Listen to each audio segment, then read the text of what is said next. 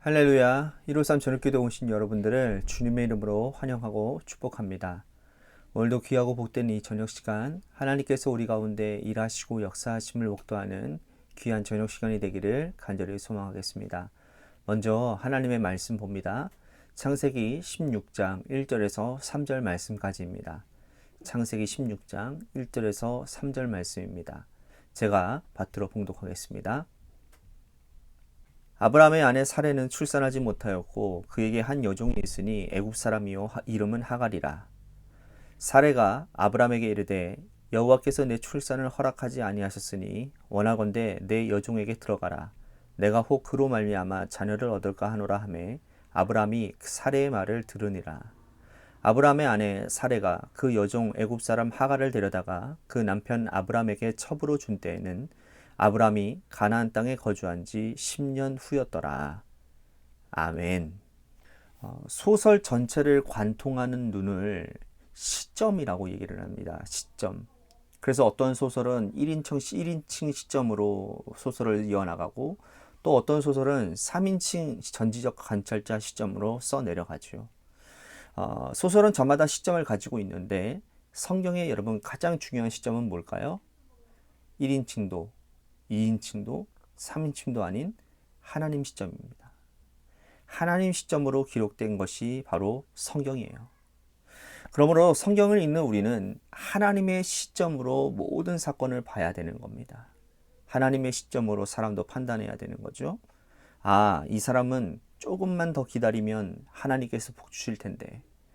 이 사람은 아직 때가 아닌데. 라면서 말입니다. 자, 오늘 우리가 읽은 이 창세기 16장도 철저하게 하나님의 시점으로 기록하고 있습니다. 그러다 보니 어떻게 아브라함과 사레가 이럴 수 있는가?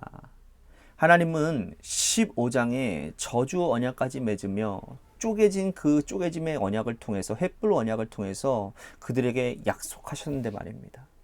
이 약속을 지키지 않는 자는 반드시 죽는데 하나님만 일방적으로 언약을 맺으셨기 때문에 그 언약을 지키지 않으면 하나님이 죽는다라는 거예요. 어떻게 그런 언약을 하나님이 맺을 수가 있었겠냐라는 것이죠. 그런데 하나님이 그렇게까지도 해주셨음에도 불구하고 이 아브라함과 사레가 어떻게 했습니까? 하갈을 통해서 이스마엘을 낳으려고 한다라는 거예요.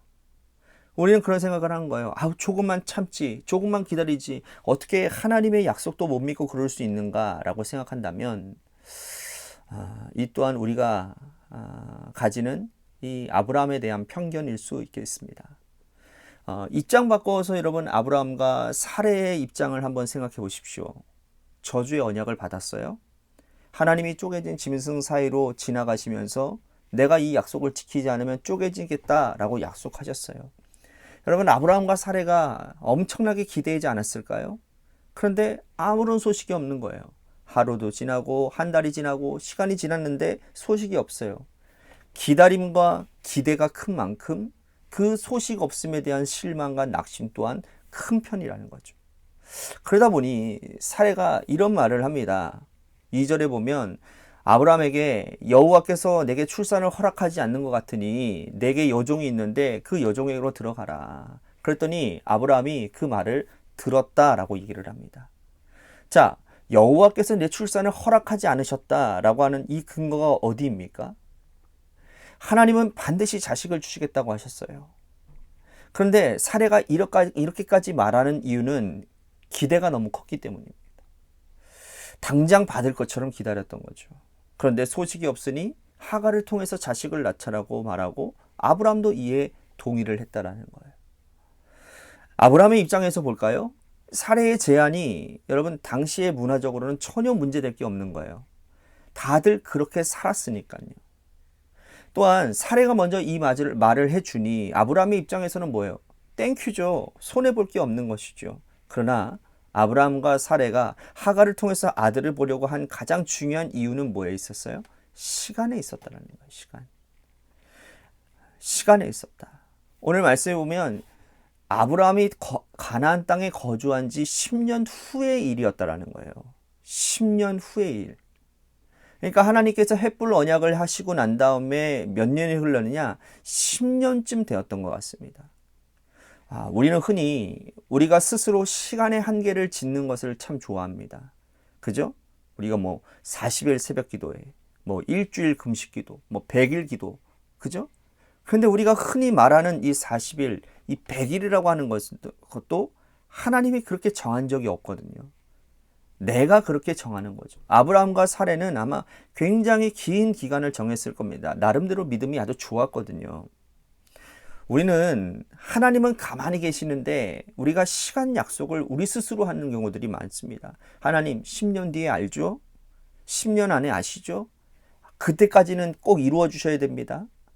근데 하나님의 전혀 반응이 없는데 둘이 정한 시간이 10년의 시간인 거예요.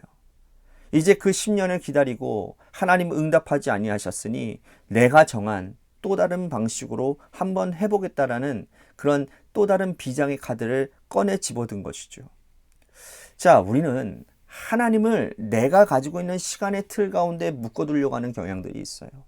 그런데 하나님은 참 짓궂은 분이셔서 내가 정한 그 시간 안에 그 시간을 훌쩍 넘기실 때가 많더라는 거예요. 아브라함과 사레가 10년의 기간을 정했는데 그 10년 동안 보통 사람은 여러분 기다리기도 힘든 시간인데 하나님은 이 기간을 넘기셨다라는 거예요. 그러면 하나님이 진짜 원하시는 때가 언제였을까요? 아브라함과 사레가 인간의 모든 소망이 끊어질 때까지였어요.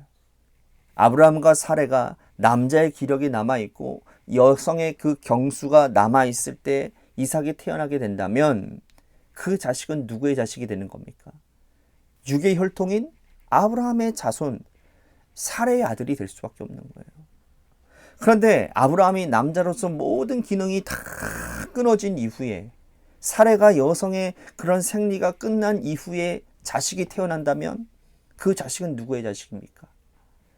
하나님의 자식이 되는 거죠. 하나님은 적어도 하나님의 자식을 믿음의 조상에게 주고자 하는 것이지 아브라함의 아들, 사레의 아들, 이 가정의 자식으로만 끝날 그런 자녀를 믿음의 조상의 자녀로 주시기를 원치 않으셨다라는 거죠.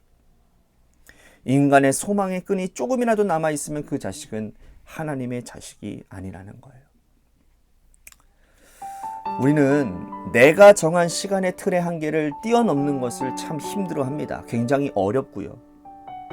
그래서 엉뚱한 짓을 하는 경우들이 참 많은 것 같아요. 오늘 우리 스스로 이 자리에서 우리들이 내가 가지고 있는 틀과 어떤 한계의 경계선이 분명히 있을 것입니다. 그렇다면 그것을 주님께 던져주십시오.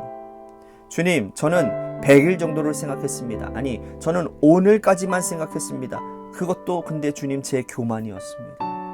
하나님께 맡기겠습니다. 저는 그때와 그 시를 알지 못합니다. 그때와 그 시의 결정은 주님의 영역이 오니 그저 저희는 열심히 노력하고 그저 열심히 기도하겠습니다. 이렇게 오늘 우리가 주님께 맡겨야 될 것 같습니다. 그때야 비로소 우리는 자유함을 경험할 수 있게 되는 거예요. 그제서야 비로소 하나님이 일하심을 목도할 수 있는 것입니다. 그러한 맡김의 은혜, 하나님이 일하시는 축복이 오늘 우리들의 삶에 이루어지게 되기를 간절히 소망하겠습니다. 오늘 말씀 생각하면서 우리 같이 기도했으면 좋겠습니다.